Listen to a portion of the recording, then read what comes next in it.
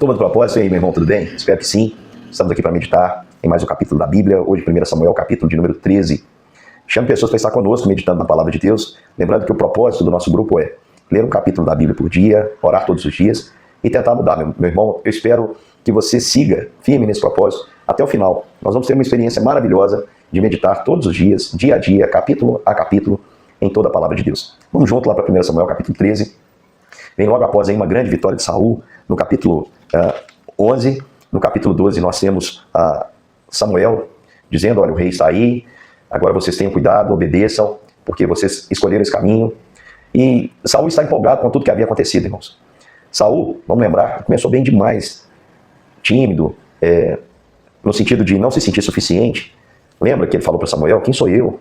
Eu sou só um benjamita, sou da tribo de Benjamim, a minha família é a menor das famílias. Começou muito bem. Quando procuraram, ele estava no meio da bagagem, com certeza temendo a responsabilidade que estava por vir. Só que no momento de agir, ele agiu com ousadia pelo Espírito do Senhor que estava nele. Ele convocou o povo respondeu, ele enfrentou os amonitas, venceu Naás, o rei venceu ali Naás, que quer dizer serpente, uma prefiguração da vitória do rei dos reis sobre a serpente, que é Satanás, veio esmagar a cabeça da serpente. Ali a primeira vitória do rei de Israel, que é Saul, foi a vitória ali contra Naás. E Saul tinha homens que haviam decidido segui-lo, outros homens lá no começo não deram muito crédito, mas depois ele poupou esses homens. Saul estava confiante. Tanto é que ele dispensou o pessoal, no capítulo 13 diz que ele dispensou o pessoal, ficou com 2.000 homens e seu filho ficou em outra região com 1.000 homens. E aconteceu que a guarnição de Jonathan, seu filho, venceu a guarnição dos filisteus. Os filisteus ficaram tão irritados. E os filisteus, eles tinham um domínio grande, era um povo extremamente numeroso e poderoso. Para vocês terem uma ideia, não havia, segundo as escrituras, nesse capítulo 13, não havia em Israel, no meio de Israel, ninguém que tinha espada, a não ser Saul e Jonatas. Porque não havia ferreiro. Os ferreiros estavam sob o domínio dos filisteus.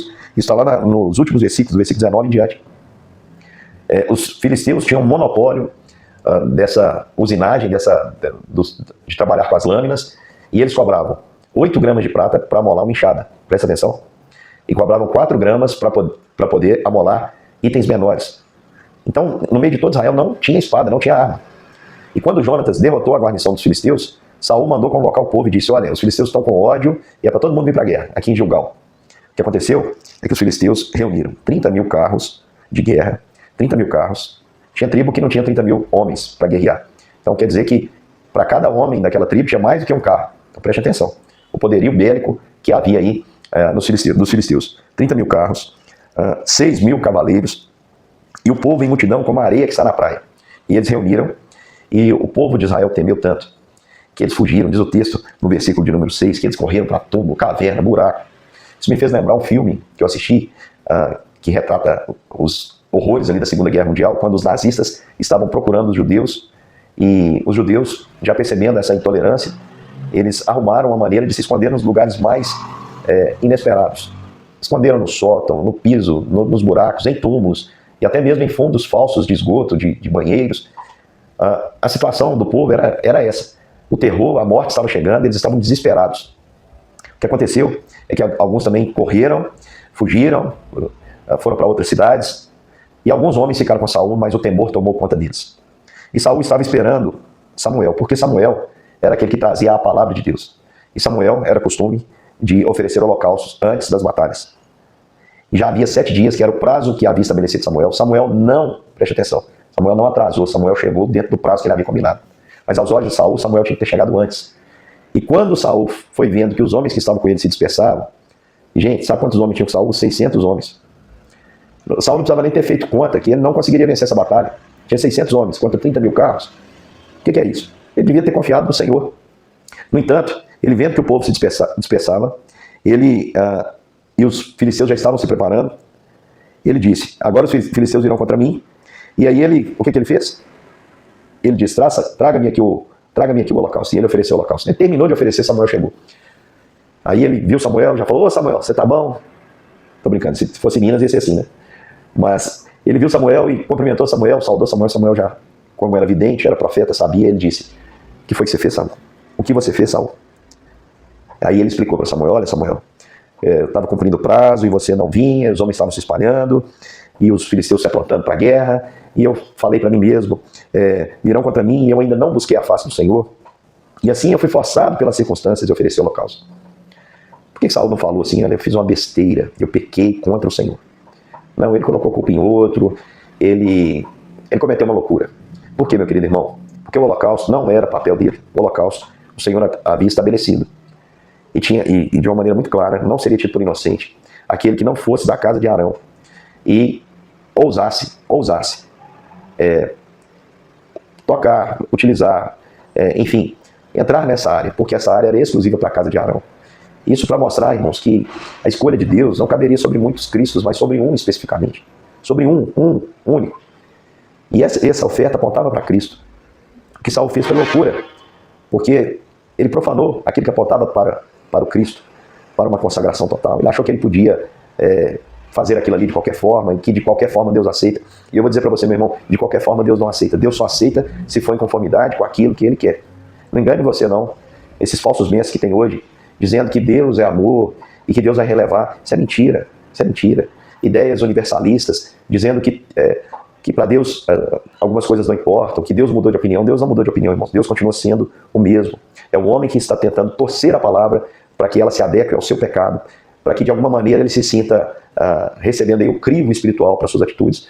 Mas eu quero dizer, serão destruídos no seu engano, seguirão enganando e sendo enganados. Pecado, tudo aquilo que a Bíblia diz que é pecado, é pecado. Não há uma outra resposta. De modo que Saul, quando ele diz aqui que ele foi forçado pelas circunstâncias, ele está mentindo. O reverendo Augusto Nicodemos tem um pensamento que é muito importante, que gravemos esse pensamento. O reverendo Augusto Nicodemos diz o seguinte, que o Senhor, Deus, nunca deixa uma opção para os seus escolhidos que acabe no pecado. Ou seja, em outras palavras, ninguém pode dizer assim que não teve outra alternativa senão pecar. Fui forçado a pecar. Não, você pecou porque você quis. E é por isso que Deus rejeitou Saul. Porque Saul estava tão empolgado com tudo que estava acontecendo, que ele esqueceu que a vitória não vinha dele, não vinha do exército dele. Aqui está dizendo que não tinha espada. Como é que eles venceram lá a primeira guerra? Foi o Senhor. Foi o Senhor que deu a vitória. Saul achou que era o povo. Saul achou que foi sua habilidade. Saul esqueceu-se rapidinho da dependência do Senhor. Ele começou até bem, humilde, dependente, mas a soberba tomou conta do coração dele, ao ponto de ele achar que ele podia fazer qualquer coisa, inclusive o holocausto, que não podia, ao ponto de Samuel dizer, você cometeu loucura contra o Senhor. E já que você fez essa loucura de não confiar no Senhor, de confiar nesses 600 homens, se você não tivesse cometido isso, se você tivesse obedecido ao Senhor, aí você fala assim, mas como é que Saul ia obedecer? Você tem que lembrar que lá no Pentateuco, Moisés já deixou registrado que o povo pediria um rei. E quando elegesse um rei, que ele deveria ser israelita, que ele não fosse ganancioso, que ele não tivesse muitas mulheres, e que ele fizesse uma cópia do livro da lei, para que nesse livro ele meditasse. E lá no livro, nas histórias que Moisés deixou, mostra, irmãos, que o Senhor dá a vitória de modo sobrenatural. Nunca foi um homem, nunca foi a força humana que dá a vitória. Você, meu querido irmão, que acha que você tem as vitórias porque você é muito inteligente, que você é muito sábio, porque você é muito capaz, quer dizer para você, você é um tolo. Você é tolo, porque quem dá a vitória é o Senhor. Maldito é o homem que confia no homem. Saul ali, naquele momento, perdeu porque ele quis confiar naqueles homens covardes. Naqueles homens que no primeiro momento lá, quando ele foi eleito rei, viu que ele era grandão e tudo mais, não estava tendo problema, você pegaram ele. Aqueles homens que depois que ele venceu a batalha, vieram e trouxeram presentes. Mas que na hora do vamos ver, o abandonaram. Meu irmão, você que confia no homem, deixa eu dizer para você o que te aguarda. Decepção. Pensa bem, seus pais, que são as pessoas que você tem certeza que mais amam você, te decepcionaram, ainda que não seja de uma maneira intencional. Você provavelmente vai decepcionar seus filhos. Seus filhos vão te decepcionar. Nós nos decepcionamos com as pessoas que nós mais amamos. Quantas vezes você acreditou, você, tem gente que está comigo para o que der e vier. E na hora que você mais precisou dessa pessoa te deixou. Isso é comum. Acontece. Para irmos um pouquinho além, você confia em você mesmo para suas batalhas? Você se garante para enfrentar seus pecados, suas tentações, suas lutas? Você confia que o seu recurso é suficiente para te sustentar? Que aquilo que você tem contabilizado é suficiente para te dar livramento de tudo que você imagina nesse mundo? Meu irmão, se você pensa assim, você é um tolo, você está errado. Porque, na verdade, irmãos, a pessoa que mais nos decepciona não é o outro, é aquele que a gente vê no espelho todo dia. É você mesmo. Você confia em você? Quando a gente olha ali no espelho, a gente tem a plena certeza de que nós só estamos de pé porque as misericórdias do Senhor se renovam a cada manhã.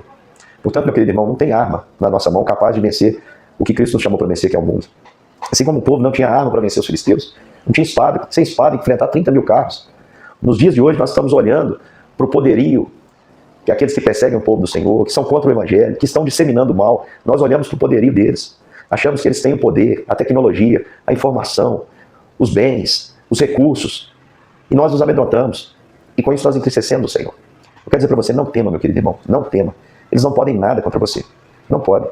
Porque ainda que eles afetem o seu corpo, eles não podem tocar na sua alma, porque ela foi salva por Cristo Jesus. E eu não digo isso da boca para fora, meu irmão. Eu digo isso, afirmo isso, porque Cristo afirmou, antes que a história acabasse, que ela está consumada. O seu destino, se você crê em Jesus, já está selado. Você é mais que vencedor por intermédio daquele que te amou. O homem não pode nada contra você. Quando os inimigos se acampam contra nós, é eles que tropeçam e caem. A palavra de Deus diz isso. Quem espera no Senhor, de modo algum sofrerá vexame. Então não tema, não ser forte e corajoso, não tema nem te espantes, porque o Senhor teu Deus é contigo por onde quer que andares. Foi a promessa que ele fez para Josué, é a promessa que estava sobre Saul, mas ele abriu mão. De modo que Samuel traz uma notícia triste para ele, logo no primeiro ano. Porque o Senhor é assim, meu irmão, o Senhor, ele não engana ninguém, não. O Senhor não é como aquele patrão que muitas vezes está querendo trocar o funcionário e espera achar um outro. Não. O Senhor já conhecia todos os corações de Israel. E o Senhor disse, através de Samuel, mandou Samuel dizer ali para Saul, olha, agora o seu reinado não subsistirá, o Senhor já buscou para si um homem segundo o seu coração, assim Davi vai ser conhecido como um homem segundo o seu coração, e lhe ordenou que seja príncipe sobre o seu povo, porque você não guardou o que o Senhor lhe ordenou. Davi vai ser conhecido como um homem segundo o coração. Eu fico imaginando que nessa época, a Bíblia não diz isso, irmãos, mas eu fico imaginando que naqueles dias ali havia acontecido alguma coisa na vida de Davi que mostrou sua dependência de Deus. Quem sabe foi aquele episódio onde um animal grande, um leão, um urso, toma ali um cordeiro, uma ovelha, e ele persegue e em nome do Senhor derrota aquele animal feroz. Quem sabe Davi lá estava dependendo. Davi, nós vamos conhecer, vamos ver essa figura maravilhosa e nós vamos perceber que a diferença entre Saul e Davi é que Davi tinha um coração voltado para Deus. Davi conduzia a sua vida no temor do Senhor. Ah, mas Davi pecou. Mas lá na frente nós vamos ver a diferença entre o Saul que peca e coloca a culpa nos outros e o Davi que peca e confessa o seu pecado. Meu querido irmão, você está confiando em homens, esperando em homens, confiando em você mesmo, eu queria chamar você para desistir. Desista disso. Escolha o que há de melhor. Confie somente e tão somente no Senhor. Eu espero você amanhã para a gente terminar essa história. 1 Samuel capítulo 14, dar continuidade. Então, até amanhã. Um grande beijo e fiquem com Deus.